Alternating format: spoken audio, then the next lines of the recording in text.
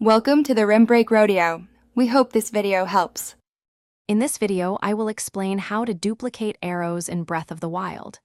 This guide will show you a highly effective method to significantly increase your arrow count without spending rupees.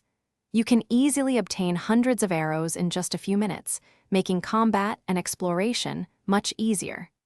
Let's dive into the simple steps to master this useful trick. First, you'll need to prepare your inventory. Equip any multi-shot bow, ideally one that shoots 3 or 5 arrows, and have a wooden shield ready. Next, locate a reliable fire source. Campfires or cooking pots are perfect. Many players find success in areas like Terrytown or Lurelin Village due to their accessible fires.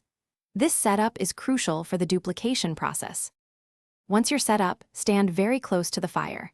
Aim your multi-shot bow directly into the flames. While aiming, press and hold the ZL button to initiate a shield surf. As soon as Link starts to surf, quickly release ZL and repeat the action. Each rapid surf will cause arrows to appear on the ground, ready for collection. Practice the timing for best results.